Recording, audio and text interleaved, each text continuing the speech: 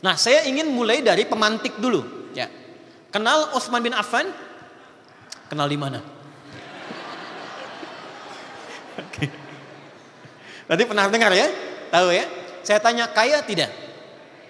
Oke, ternyata tidak kaya. Salah. Beliau itu tercatat dalam sejarah tidak pernah kaya. Beliau tercatat dalam sejarah pribadi yang kebangetan kayanya. Karena ternyata level kaya itu ada 3. 1, kaya, ini standar. 2, kaya banget, kayak Elon Musk, Jeff Bezos. 3, kebangetan kayanya. Ada orang sudah lewat 15 abad, 1500 tahun, masih punya aset berupa hotel. Dari situ ada penghasilan yang disimpan di salah satu bank di Saudi. Tiba-tiba masih bisa diwakafkan setelah orangnya meninggal 15 abad. Keterlaluan gak? Kebangetan gak? Bukan orangnya, kebangetan kayanya. Pertanyaannya, kapan kekayaan yang bersifat abadi itu walaupun di dunia bisa diraih? Pertanyaan saya, apakah sebelum menjadi muslim atau setelah menjadi muslim? Tahu dari mana? Pernah nggak riset Utsman sebelum masuk Islam berapa kayanya, setelah masuk Islam berapa kayanya? Oke, 1. Abdurrahman bin Auf, pernah dengar? Oke, teman-teman, saya cepat saja karena waktu terbatas. Kami pernah diminta untuk membuat sebuah riset yang dipertanggungjawabkan dalam satu naskah akademik diuji 15 profesor untuk mengintegrasikan kekuatan spiritual, intelektual, dan fisikal yang jadi konsep value dalam kehidupan. Yang saya riset itu perjalanan sahabat mengikuti kurikulum Nabi. Lalu kita fokuskan ke dunia usaha dan ternyata Allahu Akbar, Abdurrahman bin Auf ini setelah masuk Islam, sepeninggal Nabi, kita lihat valuasi hartanya ketika dikonvert kekinian itu bisa menghasilkan sebesar 72.000 triliun. 72.000 triliun. Siapa beliau sebelum masuk Islam?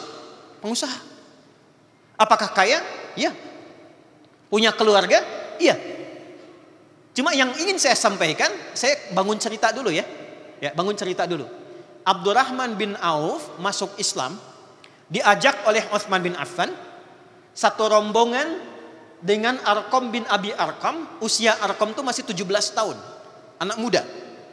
Jadi tidak menghalangi anak muda untuk berkarya. Entrepreneur itu dalam Islam gak ada batas. Anda punya bakat, punya keinginan, salurkan. Di sini kemudian punya kurikulum dan pedomannya. Masuk Islam, ketika masuk Islam dan dalam suasana viral berhijrah ke Yathrib yang kelak jadi Madinah, dirampaslah hartanya oleh orang-orang Quraisy. Saya cepat. Mereka berpikir begini, biarkan Abdurrahman berangkat ke Yathrib. Jarak Mekah ke Yathrib kurang lebih 400 kilo. Tidak ada kendaraan seperti kekinian, dia harus jalan kaki. Medannya demikian sulit. Mereka menyimpulkan tidak usah diintimidasi, tidak usah dieksekusi, nanti mati sendiri di pertengahan jalan. Maka diambil hartanya. Kata orang-orang itu, kamu pilih, kami kembalikan harta dan kami berikan tempat terhormat jadi salah seorang pemimpin di suku ini, atau Anda silahkan berangkat ke Madinah, ke Yathrib, tapi kami rampas hartanya, kami bawa, dan Anda boleh berangkat dengan pakaian yang melekat di badan saja. Oke, satu ya. Nanti Coach Ridwan, satu saat kalau ada waktu, kita bisa sama-sama misalnya umrah, nanti saya tunjukkan di mana kejadiannya. Rumahnya di mana, napak tilasnya di mana, hasilnya di mana, seperti apa. Keunggulan di Islam tuh gini, konseptualnya ada dijamin oleh Quran ayat, penjelasannya di hadis, orangnya ada, bisa dilacak sejarah, tempatnya masih ada, napak tilasnya bisa diikuti. Itu keunggulannya. Apa yang terjadi? Saya tanya teman-teman yang laki-laki, kalau Anda ditawari, Anda tinggal di Jogja, diberikan kekuasaan, harta ditambah, atau Anda hijrah, maaf ya, misal ke Jember, silahkan jalan kaki, modal Anda semua diambil, silahkan usaha ke sana dengan baju yang melekat di badan saja. Saya tanya, Anda pilih tinggal di Jogja atau berangkat ke Jember? Jogja. Oke? Abdurrahman bin Auf, beliau memilih berangkat ke Yathrib. Nanti kita lihat rahasianya apa. Ya, saya tahan dulu. Ditanya balik ke istrinya, keluarganya. Dikatakan secara singkat, apakah Anda mau ikut suami berangkat dengan pakaian yang melekat saja? Ini kisah nyata. Atau tinggal di Mekah, kami berikan semua harta suami, kami persilahkan menikah dengan laki-laki tertampan pilih di Mekah ini, kami fasilitasi pernikahannya. Maaf ya.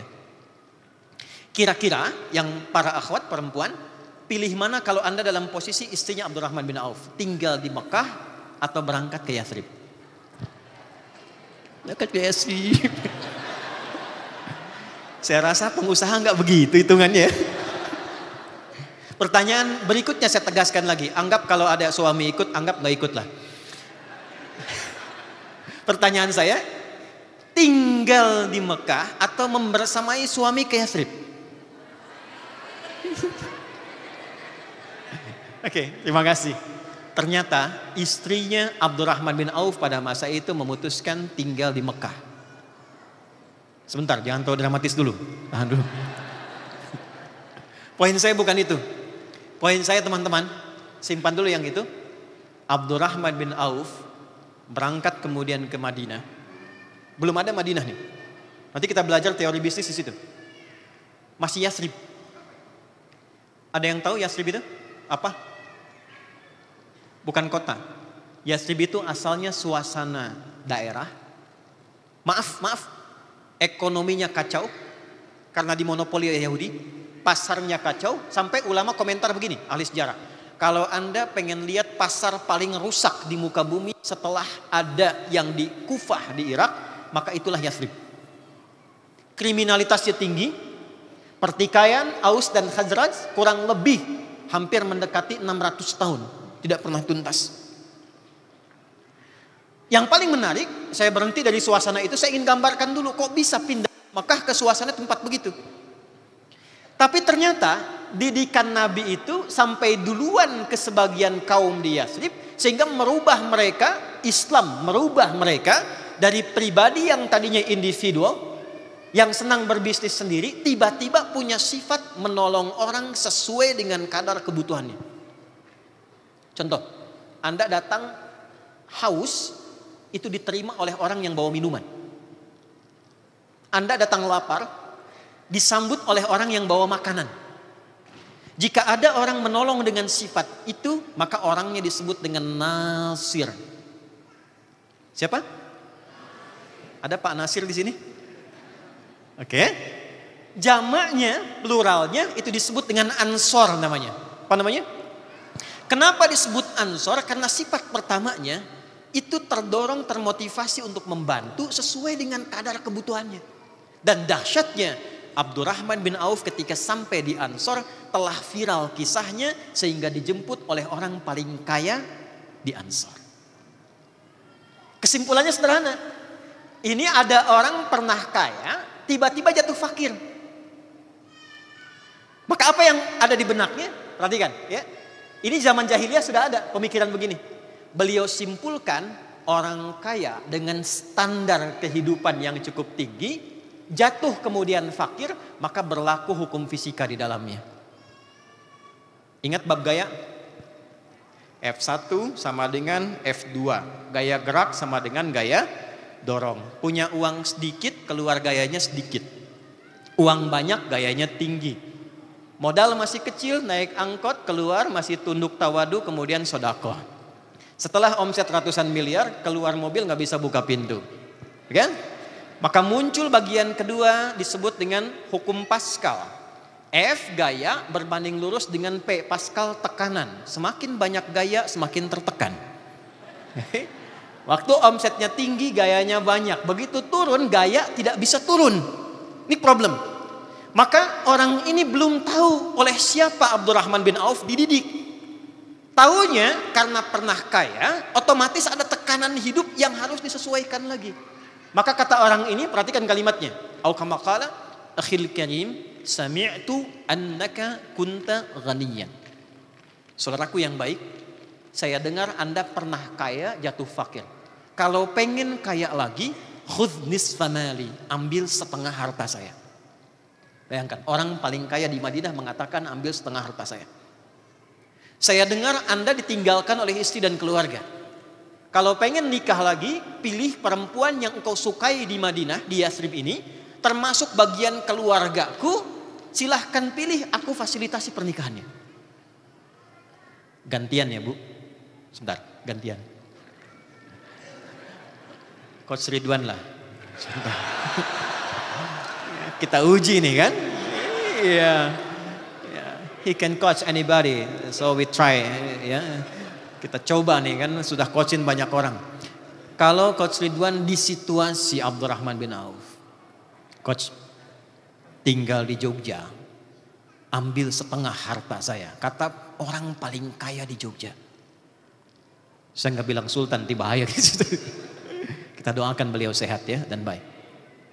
Kalau coach ingin nikah lagi, pilih perempuan paling cantik di Jogja ini, saya fasilitasi pernikahannya. Kira-kira tawaran itu ditolak atau diterima? Atau saya ganti? Kira-kira tawarannya diterima atau tidak ditolak sama sekali? Karena laki-laki itu apa yang diucapkan tidak mewakili perasaannya kadang-kadang. Oke. Ternyata yang paling menarik itu pertanyaan 2, jawaban 2. Ya, pertanyaan berapa? 2. Jawaban berapa? 2. Anda ingin kaya lagi, ambil setengah harta saya. Anda ditinggal keluarga, pilih yang terbaik di sini. Dijawab 2. Jazakallahu khairah. Karena ini kalimat jadi viral untuk memberikan satu ungkapan yang baik. Semoga Allah berikan pahala atas kebaikan Anda. 1, arini ainal aswaq. Cukup tunjukkan kepada saya di mana pusat bisnisnya. Ini poin saya. Cukup tunjukkan pada saya di mana pusat bisnisnya. Kalimat inilah yang kelak mengubah diri beliau. Dalam waktu setahun sudah bisa mengumpulkan modal. 2 tahun jadi orang paling kaya nomor 2 di Madinah, di Yathrib. 3 tahun jadi orang paling kaya nomor 1 di Madinah. Saat Nabi wafat, semua valuasi hartanya kalau dihitung sekarang 72.000 triliun. Cuma dengan kalimat, tunjukkan pada saya di mana tempat bisnisnya. Kita mulai bahasan kita dari sini. Yang tadi mukaddimah. Kita masih ada waktu kan? Oke. Alhamdulillah. Sampai jam berapa kita? Oke. Siap. Anda silakan sampai jam 9, saya setengah 5 pamit ya. Oke, yuk kita mulai. Mudah-mudahan terlihat. Saya cek dulu, maaf, belakang teman-teman ya akhwat, kelihatan? Maaf, kelihatan? Ya tidak kan, belum saya tulis. Kalau sudah kelihatan hebat berarti. Oke ya. Saya mau ambil satu case-nya dulu. Sebelah sana ya. Saya mau katakan ini satu bagian terpenting yang ingin saya sampaikan. Saking pentingnya ini habis tuh tintanya. Ya.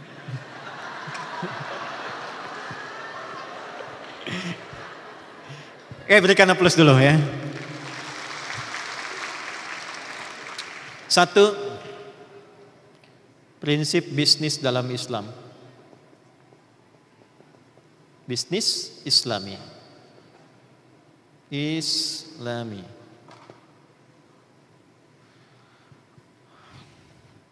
Teman-teman, sebetulnya ini 64 SKS, jadi harus saya padatkan. Jadi mohon izin kalau saya agak sedikit lompat-lompat dulu ya. Oke. Apa sih yang menjadikan Abdurrahman bin Auf berani mengatakan tunjukkan di mana pusat bisnisnya? Oke. Saya langsung jawab cepat ya. 1, iman. Apa namanya? Ya, jazakallah khair. Ya, terima kasih banyak. Itu berdoa, ya Allah mudah-mudahan gak panjang jalannya, panjang ternyata mendekat tuh ya. Itulah fungsinya kita berikhtiar dan disertai tawakal sehingga yang jauh terasa semakin dekat. Papan tulis. 1, iman. Apa yang diimani? Satu, kalau teman-teman lihat, iman itu pilarnya berapa? 6. Pilar itu rukun. Pilarnya berapa? 6. Iman pertama pada siapa? Allah. Bagaimana menjadikan kita bisa beriman pada Allah? Ini poin. Satu-satunya bab di dalam Al-Quran yang diperkenankan kita bertanya sampai meriset adalah hal terkait dengan iman kepada Allah. Yang paling menarik itu, kalau urusan sholat, Anda nggak diperkenankan bertanya. Kenapa subuh 2 rakaat? Itu kurang kerjaan. Pertanyaan kurang kerjaan. Kenapa maghrib 3 rakaat? Itu kurang kerjaan. Kenapa? Karena setelah Anda yakin iman pada yang memerintahkan, iman itu artinya yakin tanpa ragu. Kalau Anda tanya masih ragu. Untuk memasuki bab iman itu dibuka oleh Allah. Silahkan Anda banyak bertanya apapun sampai Anda yakin. Maka ditunjukkan kenapa Tuhannya mesti Allah. Dijelaskan sampai lafadznya, apa logikanya, apa perbedaan antara Tuhan yang sejati dengan yang dipertuhankan, kaidahnya apa, turun suratnya, turun bagiannya, sampai membuat kita yakin. Oke, satu itu dulu. Karena problem paling dasar bagi orang Islam sekarang, mau dia jadi pengusaha, namanya pengusaha muslim. Mau dia jadi intelektual, namanya intelektual muslim. Mau dia jadi pejabat, namanya pejabat muslim. Sekarang itu bukan kurang pintar, problemnya kurang iman. Sehingga dengan keyakinan yang tidak paripurna itu, akhirnya beberapa petunjuk yang Allah turunkan sesuai dengan kebutuhannya tidak dikerjakan secara optimal. Maka dasar yang pertama itu dipertanyakan dulu. Ketika Anda mengatakan saya pengusaha muslim, nih pilar yang pertama ini, asyhadu an la ilaha illallah wa asyhadu anna muhammadar rasulullah, sudah optimal belum? Oke, saya tanya. Yakin gak Allah itu Tuhan?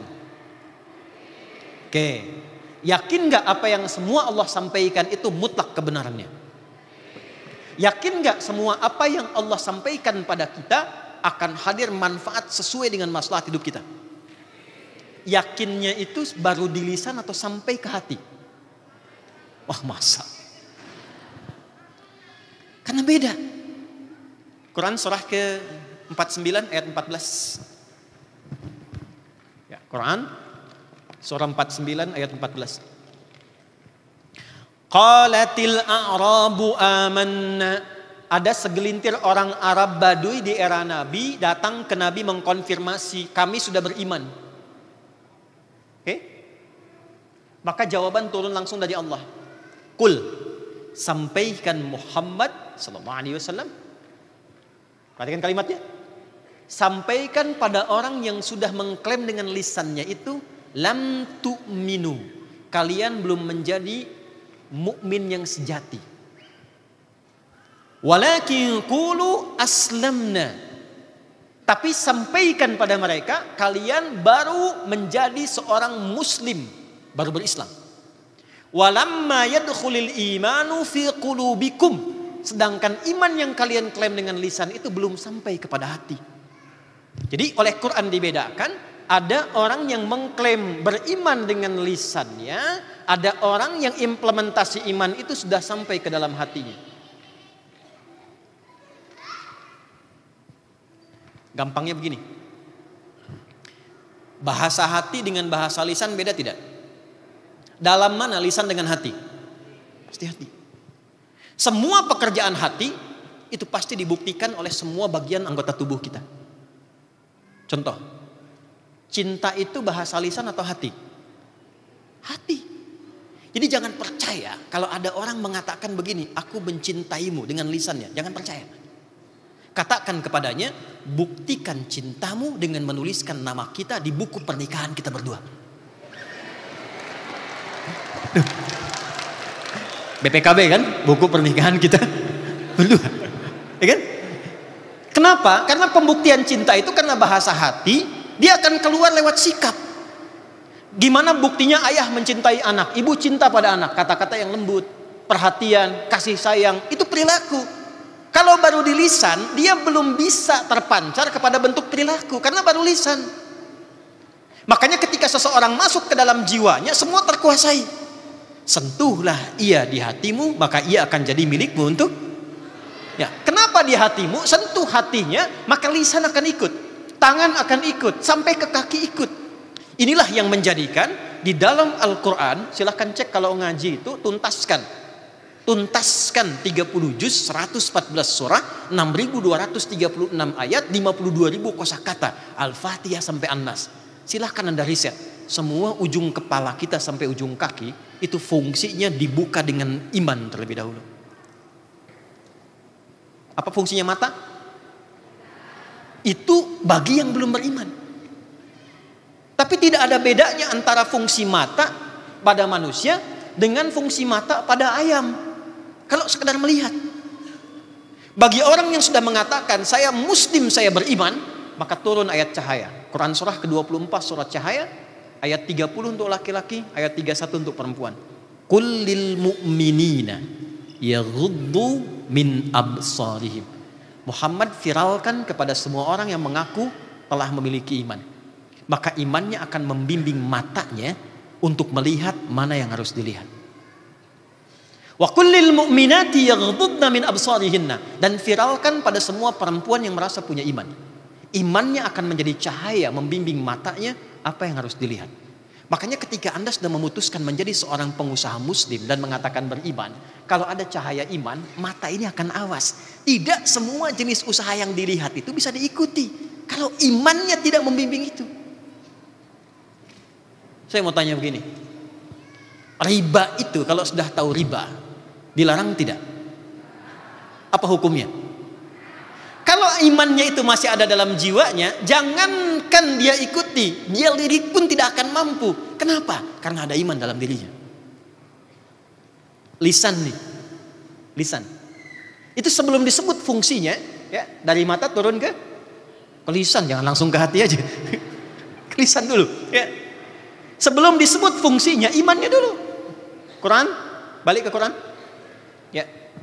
Kalau kita lihat di surah yang sama, 49 di ayat 11 sampai 12. Ya ayyuhalladzina amanu, hai semua yang telah merasakan punya iman, disebut pakai ya, yaitu huruf panggilan, nidaul qarib, nidaul mutawassit, nidaul ba'id. Paham? Tidak. Huruf untuk memanggil yang dekat, yang menengah, yang jauh. Ayyuha disebutkan 150 kali dalam Al-Quran untuk menguatkan hukum. Alladzina disebutkan 1080 kali dalam Quran untuk menjangkau semua tanpa kecuali. Kalau kita terjemahkan dengan tafsir bunyinya begini. Hei semua pengusaha muslim, hei semua anggota SBC yang merasa beriman, aku tak peduli apakah kalian berasal dari dekat, menengah atau jauh, apakah kalian dekat denganku, menengah atau jauh dariku, sepanjang kalian punya iman, la yashor qaumin qaum. Jangan gunakan lisanmu untuk mencela seseorang. La yaghtab ba'dukum ba'da, jangan gunakan lisanmu untuk bikin hoax. Ini tidak mungkin Anda jadi pengusaha muslim yang punya iman, begitu Anda membuka divisi marketing, tiba-tiba kemudian Anda keluarkan kalimat-kalimat yang bertentangan dengan iman Anda. Demi produknya laku bikin hoax, antara gambar dengan realita tidak sama. Demi produknya laku kemudian keluar kata-kata yang tidak pantas. Itu bukan bagian iman. Abdurrahman bin Auf begitu jujurnya, hasilnya luar biasa. Ternyata untuk mendapatkan berkah itu yang ada di nomor 2 tengah-tengah dari SBC itu, ternyata dengan baik pun berkah itu diraih.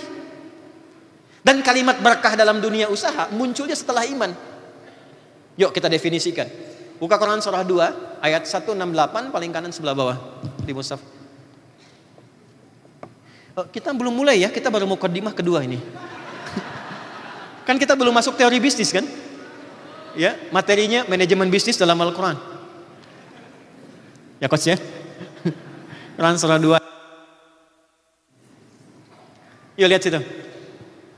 Ya ayyuhan nasu. Oke. Anda masih beruntung ikut SBC. Kalau Anda ikut kelas saya, belum hafal ayatnya, Anda tunggu di luar. Kita ada kelas yang ikut 12.000 orang. Bikin kurikulum. Ada ujiannya, mesti lulus 100%. Kalau belum 100% boleh mengulang. Tidak ada yang di DO, cuma ngulang. Ya. Ya ayyuhan nasu, hai semua manusia. Kulu. Silahkan kerja. Jadi kalau ingin menghasilkan sesuatu, kata Al-Quran sederhana, effortnya mesti keluar dulu. Yuk tarik ayatnya ke sini. Hei para pengusaha di SBC, kalau pengen sukses, maka tingkatkan kinerja. Silahkan. Jadi pertama, Allah memberikan gambaran teori tentang rizki. Kita langsung masuk saja karena saya tinggal 9 menit tadi. Saya sebenarnya pengen sampai jam 9, cuman yang pengatur acara cuma menyusun saya sampai 9 menit lagi. Yuk lihat sini. Yuk kita mulai ya. Dalam dunia usaha, manajemen bisnis dalam Al-Quran, pertama dibuka dengan teori rizki dulu. Supaya kenal dulu. Oke, Anda usaha sampai ikut SBC untuk mencari apa? Saya ulang, untuk mencari apa? Hei, 10 tahun belum jelas nih, mau cari apa? Cari apa? Rizki kan? Harta itu bagian dari rizki. Rizki itu bisa harta, bisa keturunan, bisa ketenangan. Yang paling mahal itu ketenangan. Karena itu ketika dibawa ke rumah, itu sakinah mendahului mawaddah. Itu rumusnya, sakinah, mawaddah, dan rahmah. Quran surah 30 ayat 21. Mawaddah itu kumpulan harta yang membangun harmoni dalam keluarga. Biasanya kalau semakin meningkat, semakin tenang kan? Ya. Tapi kenapa didahului sakinah? Karena ternyata kekayaan melimpah pun kalau tidak diikuti dengan ketenangan, hampa kehidupan berkeluarganya. Biasanya perempuan paling pandai nih, saya tanya ya, pilih mana? Kaya tapi gelisah atau miskin tapi tenang? Nggak ada pilihan ketiga. Saya tahu itu. Kaya tapi gelisah atau miskin tapi tenang? Oke, siap. Kalau terjebak di antara dua dilema, di antara dua cinta, pilih yang ketiga. Ya, kaya dan tenang. Artinya tenang itu rizki. Nah, untuk mendapatkan rizki, teori pertamanya lihat baik-baik. Perhatikan baik-baik. Saya langsung masuk ke intinya. Saya cuma punya 8 menit lagi. Teman-teman, buka Quran surah ke-51 ayat 22. Dengan posisi yang sama, kanan agak ke bawah. Adz-Dzariyat ayat 22. Wa fis samai rizqukum wa ma tu'adun. Dan di langit sebelum kalian tercipta, aku telah tetapkan rizki yang sesuai dengan maslahat kebutuhan hidupmu. Dan dijanjikan akan diberikan. Declare pertama Allah tentang rizki adalah tidak ada satupun hamba yang hidup yang tidak mendapatkan rizki.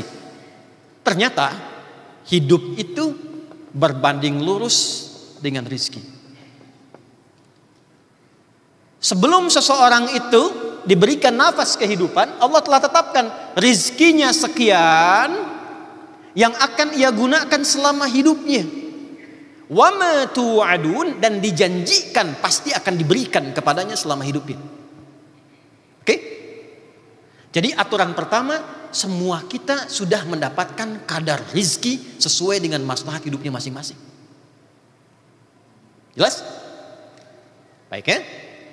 Cuma oleh Allah dirahasiakan. Sebab kalau ditampakkan, Anda nggak akan semangat menjalani kehidupan dunia. Ada film di Hollywood itu yang menampakkan jatah waktu hidupnya tuh. Ya, lihat jamnya tinggal sekian. Kan rizki berbanding lurus dengan kehidupan. Kalau rizkinya selesai, hidupnya selesai. Ya, Presiden Aldi misalnya rizkinya 1 triliun.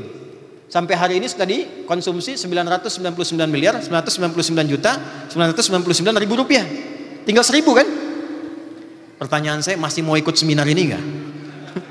Enggak, itikaf aja di masjid. Astagfirullah, astagfirullah. Nunggu 1000. Begitu capek, pingsan, bangun dikasih minuman, sesedot, cek 1000 meninggal. Nah, dibuat gaib itu hadis, ambilnya 42 hadis Al-Arba'in, nomor hadis yang keempat dari Abdurrahman bin Auf. Dibuat misteri, jadi bukan guess saja yang misteri. Rizki dibikin misteri oleh Allah itu supaya kita semangat. Terus kumpulkan, dalam rangka apa? Mensyukuri dan menaati perintah Allah. Tapi satu aturan pertama, rizki Anda sudah disiapkan qaddara fahada, takarannya sudah diatur, presisinya tinggi, dan tidak perlu Anda mencampuri rizki orang lain. Satu kaidah pertama, rizki sudah teratur. Sikap moralnya apa? Sikap moralnya, kalau sudah tahu rizkinya teratur, tidak perlu ngambil punya orang. Pengusaha muslim itu nggak perlu korupsi. Gak perlu nyogok. Masa hanya untuk buka akses harus nyogok? Bukan muslim namanya. Ini sikap moralnya. Dan tidak perlu merasa kita, ya maaf, iri hati dengki dengan usaha orang.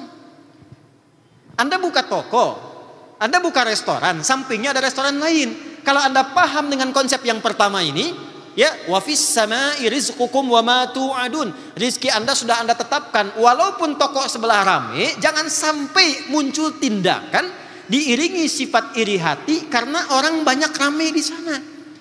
Karena kuota rizki dia sudah Allah atur, yang Anda sudah diatur. Jelas gak? Jadi kalau teman-teman baru mulai dari 5 level, level pertama, ya jangan sampai Anda merasa iri hati dengan level rizki di orang kelima. Jelas? Kenapa? Karena bagian kita sudah teratur. Itu sikap moral pertama yang harus dilakukan. Jadi jangan Anda katakan saya gabung SBC mencari berkah, tapi dilakukan dengan cara yang tidak berkah. 2. Kalaupun sudah diatur, yang belum diatur itu ikhtiar Anda untuk menjemputnya. Karena itulah kemudian kalimatnya, ya ayyuhan nasu kulu. Ikhtiar. Kerja. Kreatif. Inovatif. Nanti kalau waktunya masih lama sih kita bisa jabarkan di Ali Imran ayat 142. Ada 3 konsepnya. Kreativitas ide disebut ijtihad. Eksekusi yang optimal ya disebut dengan jihad. Kemudian perjuangan untuk menstabilkan emosi. Kalau turun bagaimana menyikapi, kalau orang mencerca bagaimana, kalau orang tidak suka dengan produk bagaimana, itu disebut dengan mujahadah. Ya, maka di situ ada ijtihad, ada jihad, ada mujahadah, baru disajikan dengan sabar. Itu konsepnya ada, tantangannya ada, solusinya ada. Cepat. Jadi walaupun sudah teratur, bukan berarti Anda diam. Restoran saya sepi, restoran dia rame, rizki sudah diatur. Lalu Anda bikin pelang di depannya, rizki memang sudah diatur, nggak apa-apa, nggak rame juga, nggak begitu. Yang ditanya oleh Quran itu, restoran dia rame, yang Anda tidak rame, kreativitas Anda kemana? Ide Anda apa? Apa yang membuat restoran Anda beda dengan restoran punya orang? Apa yang bisa membuat restoran tempat Anda bisa eye catching ketika dilihat orang? Itu yang disebut oleh Quran. Am hasibtum an tadkhulul jannata? Apa Anda bisa meraih kesuksesan dengan membalikan telapak tangan? Walamma, perhatikan, ya'lamillahu alladhina jahadu minkum wa ya'lamas sabirin. Sedangkan Allah tuh belum lihat mana kreativitas Anda. Kesungguhan dalam merancang ide. Mitigasinya mana? Kenapa dia rame? Ini mitigasi masyarakatnya apa? Kesenangannya apa? Ya, favoritnya apa? Tipikal masyarakatnya bagaimana? Berapa akses yang bisa ditempuh? Senangnya ada fasilitas apa? Mana ide kreatifnya kata Quran tuh? Jadi rizki walaupun sudah diatur gak bisa dengan ditunggu. Saya punya kawan di Mesir 2 orang. Dua-duanya ahli Quran. Cuman beda mazhab. Yang satu itu apa yang dibacakan itu yang dia praktekkan.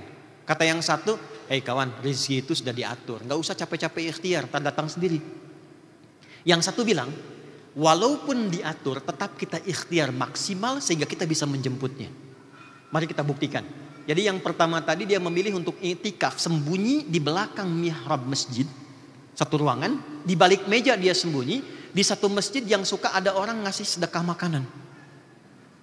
Hari pertama, begitu sedekah, ada orang lain, tidak ada. Yang ini kan gak boleh apa-ngapain. Dia diem aja, kata pengurus di sana gak ada orang lain, dia pergi lagi. Hari kedua dia nggak dapat, tahan lapar. Hari ketiga begitu datang sudah nggak kuat. Maka ketika bertanya, hal min akhir, ada orang lain? Kata yang ini kasih kode gitu. Di bawah meja. Begitu tahu ada orang dilihat lapar luar biasa, maka diberikanlah 2 kotak nasi. Saat diberikan itulah teman yang tadi janjian 3 hari pertama datang lagi mengatakan, kan saya sudah bilang di awal, rizki itu mesti dicari walaupun dengan tuh. Ya kan, misal Anda kasih tausiah motivasi haus misalnya kan, nggak bisa Anda tunggu, ya kan, bisa jadi gitu. Contoh, maaf kos. Oke, jadi yang dituntut oleh Allah itu mana ide kreatifnya, mana semangatnya, dan jangan simpulkan ada yang nggak bisa kita raih itu salah.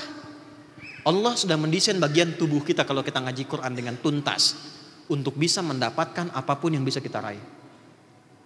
Bahkan Allah kasih perumpamaan yang sangat indah. Tahu nyamuk? Oke. Tahu cicak? Baik. Cicak itu aktivitasnya bagaimana? Merayapnya di mana? Makanannya apa? Anda bisa kebayang nggak? Cicak merayap di dinding, tidak bisa terbang, makanannya bisa terbang. Beruntungnya cicak, nyamuk tidak diberikan akal. Anda bisa bayangkan kalau nyamuknya punya akal, jadi mainan cicak-cicak. Tapi orang tua kita mengajarkan dengan sangat bijak, gak pakai dalil, cuman pakai lirik yang singkat. Cicak-cicak diam-diam datang seekor. Perhatikan, Allah hanya perintahkan pada cicak, merayaplah engkau walaupun dengan diam-diam. Begitu dia merayap walaupun dengan diam-diam, datang seekor nyamuk. Perhatikan, bukan cicak yang mendatangi nyamuk, tapi nyamuk yang mendatangi cicak. Siapa yang perintahkan nyamuk datang kepada cicak? Kapan nyamuk bisa datang? Ketika cicak merayap. Kalau cicaknya nggak mau merayap, gak akan datang tuh nyamuk. Datang seekor nyamuk, kemudian, silakan. Oke. Ya. Dan filosofi kedua, time's up. So I can continue or stop here? Let's continue. Still more time? Okay. Where's my secretary? I have still time for going? Okay, we take 10 minutes, alright? Okay. Alright. Sampai di mana tadi? Filosofi kedua. Natap saya jangan sebegitu banget cicak gitu. Cicak, saya tanya, kalau cicak itu dimasukkan ke dalam wajan, oke? Yang kemudian wajan itu saya panaskan, apa reaksi cicak? Loncat, kebasin ekor, apalagi?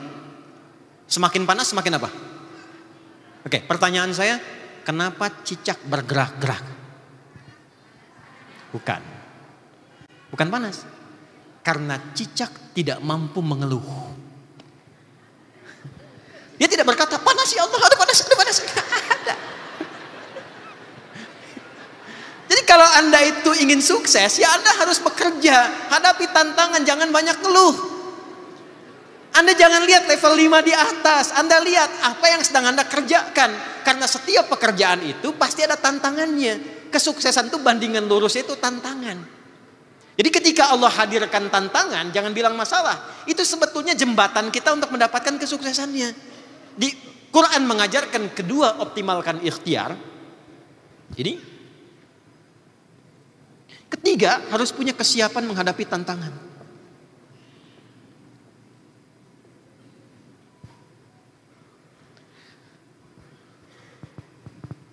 Nah, bagi orang beriman itu selesai. Jadi sebetulnya orang beriman itu nggak usah ngaji ini lagi. Cuman mungkin karena imannya belum sampai ke situ, terpaksa kita bahas dulu tadi. Karena dibukanya dengan ya ayyuhan nasu kulu mimma fil ardi halalan thayyiban. Perhatikan, tadi di Quran surah 51 ayat 22, wa fis samai rizqukum, di langit rizkimu telah disiapkan. Sedangkan kita hidupnya di mana? Sekarang kita di mana? Di Sleman. Bumi kan luas. Anda kan macam-macam tuh. Ada yang dari Makassar, dari mana saya dengar. Rizki di langit, kita tinggal di bumi. Bumi begitu luas. Kalimatnya apa? Wa fis samai rizqukum, rizkimu telah ditetapkan di langit.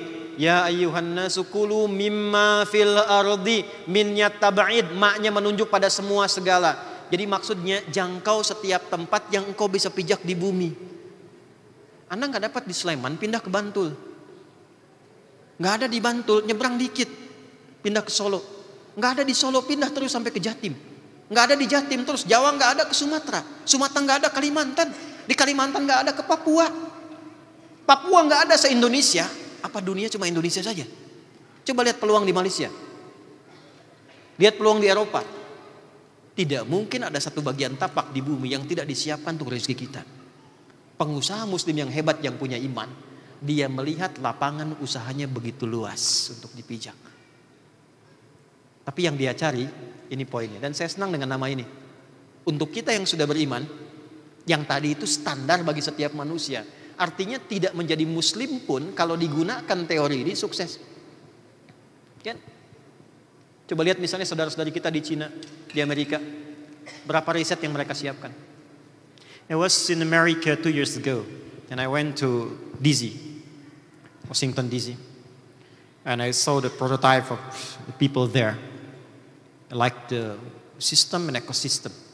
For being the government, for being the social ecosystem. Jadi saya lihat di Amerika itu ketika ke sana, ekosistemnya sudah jadi. Dan dibuat itu by system, tapi tidak dipersonifikasi. Maaf ya teman-teman, riset yang dihasilkan di sana, coba bandingkan dengan China, bandingkan dengan Rusia, bandingkan dengan kita, bandingkan dengan Jepang. Saya ke Jepang setahun sekali, bikin sekolah, riset, diskusi dengan dubes, peluang apa yang bisa didapatkan oleh orang Indonesia. Di Jepang, untuk mendapatkan satu peluang usaha, risetnya begitu dalam. Teman-teman ketika akan memulai, berapa banyak riset yang dilakukan? Itu baru standar. Jadi kalau Anda baru membuka dengan riset, membuka dengan capaian, itu standar. Yang jangankan orang Islam beriman, yang belum beriman pun melakukan itu. Orang beriman, levelnya naik dikit. Dari 168 ke 172. Quran surah 2, ayat yang sama, surah yang sama, di ayat 172. Ini dari bawah pindah ke atas. Ya ayyuhalladzina amanu. Yang ini ya ayyuhannas, yang ini ya ayyuhalladzina amanu. Yang ini kulu mimma fil ardi, yang ini kulu min thayyibat. SBC. Perhatikan, bagi orang beriman Allah hapuskan kalimat ardunnya. Kulu min thayyibati. Kata ardunnya kulu mimma fil ardi, gini dihapuskan. Diganti menjadi kulu min thayyibat, dijamakkan kata thayyibnya jadi thayyibat. Ma razaqnakum. Halalnya dibuang. Lihat. Ya ayyuhan nasu 168 kulu mimma fil ardi halalan thayyibat. Begitu bicara pada pengusaha beriman, pengusaha muslim beriman, kalimat halalnya dibuang, kalimat ardunnya dibuang. Ya ayyuhalladzina amanu, ya ayyuhalladzina amanu. Kulu min thayyibati, ardunnya dibuang, halalnya dibuang. Pertanyaan saya, kenapa halalnya dibuang untuk orang beriman? Karena orang beriman, pengusaha beriman, imannya akan otomatis membimbing ia untuk mengarahkan pada usaha halal. Tak perlu diingatkan lagi. Ya, ketika itu sudah terjadi pada diri orang beriman, maka berkahnya Allah kumpulkan. Itulah SBC. Berkahnya. Apa itu berkah? Bertambah dan konsistennya nilai kebaikan. Yang baik apanya? Ini kaidah penting sekali. Ketika seorang pengusaha muslim dengan imannya memulai usahanya, maka yang pertama di benaknya harus dimunculkan kata Allah, jangan pernah memikirkan yang haram. Karena otomatis mencari yang halal. Jadi kalau Anda masih berdiskusi tentang yang haram, maaf ya, itu sudah menurunkan standar. Ya, jadi orang beriman itu sudah nggak berpikir tentang riba, sudah nggak berpikir tentang korupsi, tipu menipu dengan berbagai intriknya, sudah selesai. Karena yang difikirkan oleh imannya yang halal saja, yang tidak ada masalah dalam petunjuk yang Allah berikan. Apa tuh poinnya? Kurikulumnya turunkan, ayatnya jelas kok. 1, 2, 3, 4 sampai selesai. Itu poin pertama. Ya. Setelah itu apa yang dilakukan? Perhatikan kalimatnya. Kalau yang pertama ini sudah muncul dalam benak kita, orientasi bisnisnya satu, untuk mencari, lihat poinnya, ridha Allah. Ridha Allah.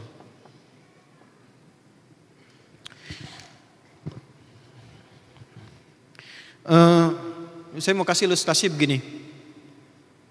Di sini kan yang paling punya banyak akses kalau nggak presiden, Coach Ridwan kan?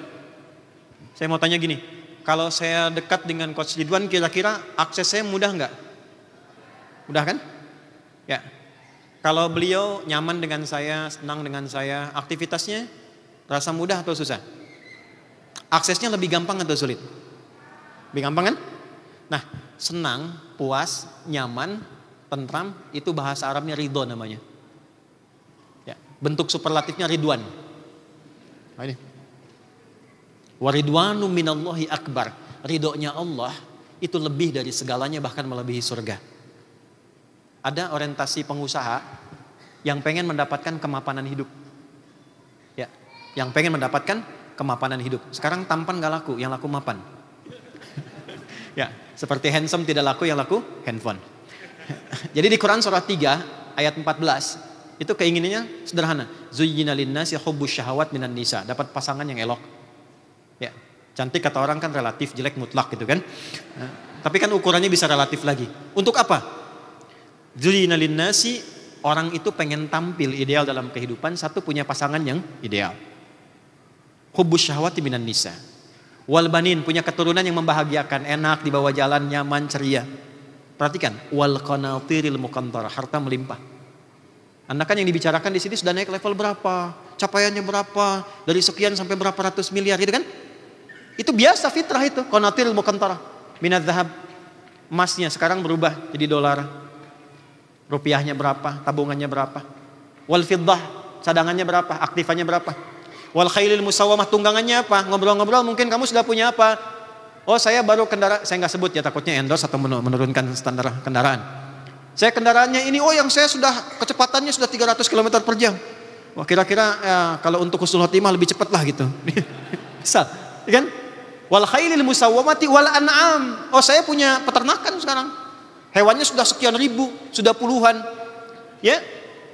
Wal an'ami wal har. Oh, saya punya kebun. Kebunnya sekian hektar dan sebagainya. Tapi ujung ayatnya, perhatikan. Ternyata, kul al unabbiukum bi khairin min dzalikum. Tahukah Anda, kata Allah, saya tawarkan yang lebih dari itu. Jadi kalau di SBC ini, mohon maaf, saya sengaja ke depan supaya saya nggak lihat waktu. Berikan plus untuk kita semua.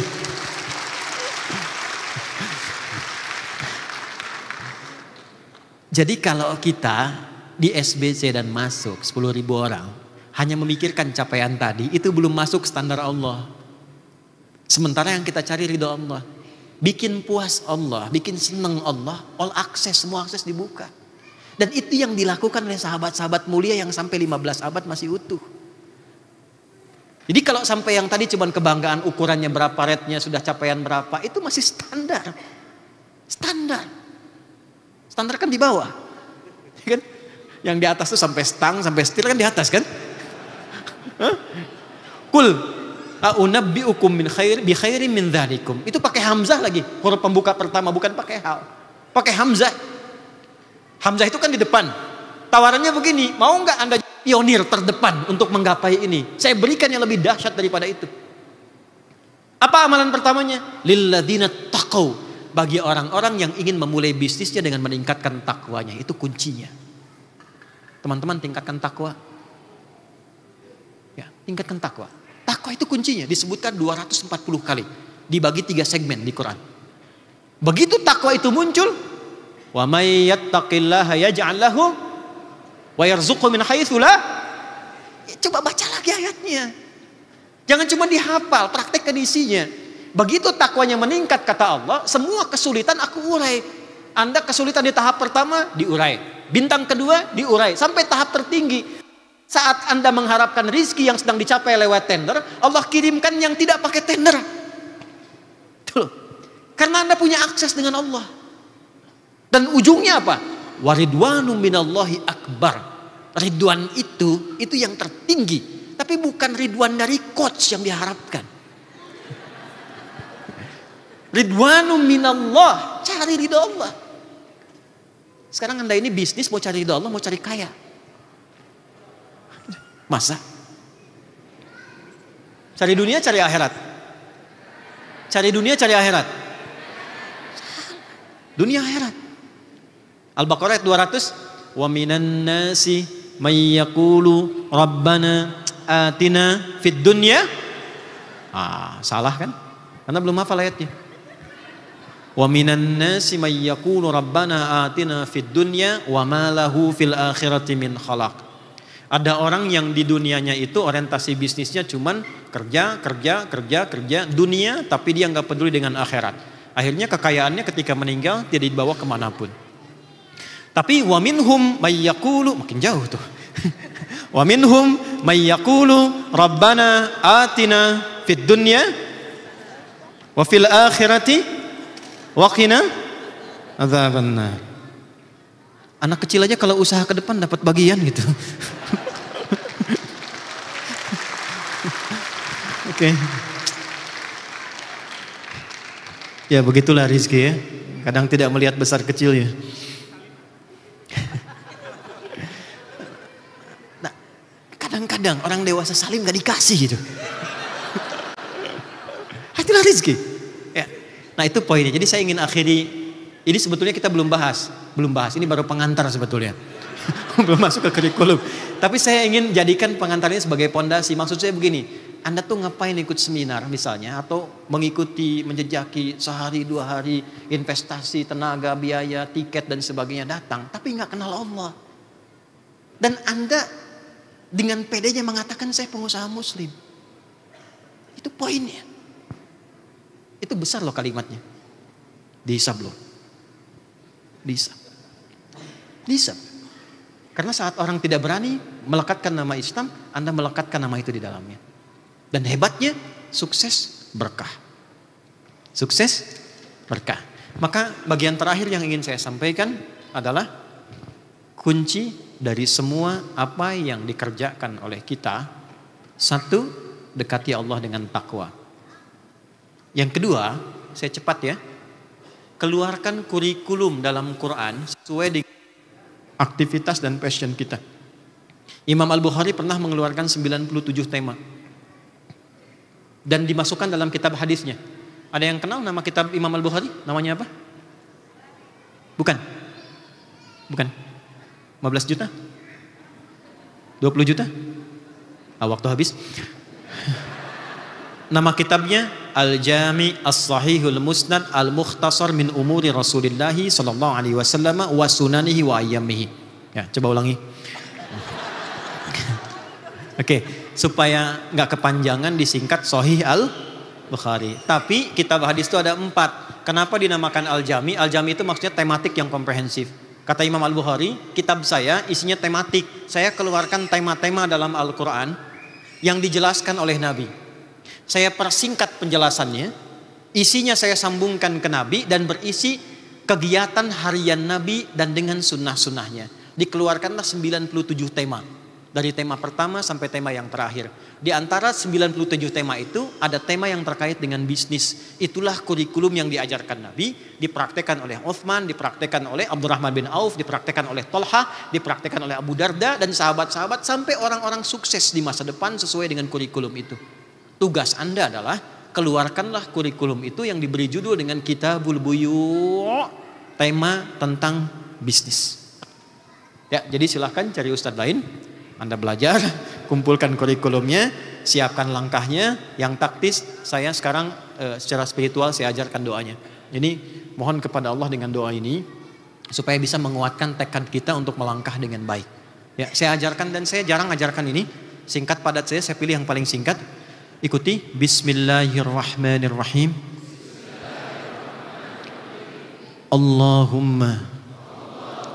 Allahumma paksain. Rekam. Paksain. Tolong paksa diri Anda dekat dengan Allah. Paksa diri Anda tingkatkan takwa. Paksa diri Anda semangat. Paksa diri Anda menggapai ridhonya. Dan sekali lagi, Allahumma paksain. Terima kasih untuk pertemuan sore hari ini. Untuk seluruhnya, semoga Allah berkahi. Semoga semuanya lancar. Saya mohon maaf, saya harus ada ke sesi berikutnya. Mudah-mudahan Allah sekali lagi memberikan kepada kita kebaikan-kebaikan. Sekarang saya mau doa yang serius, kita bimbing doanya. Yang tadi itu motivasi aja ya. Silahkan rekam. Itu nggak ada dalam Quran, nggak ada di hadis apa lagi. Karena percuma saya terangkan 2 jam kalau Anda nggak paksa diri Anda berubah, nggak akan dapat. Jadi yang paling gampang Allahumma. Oke.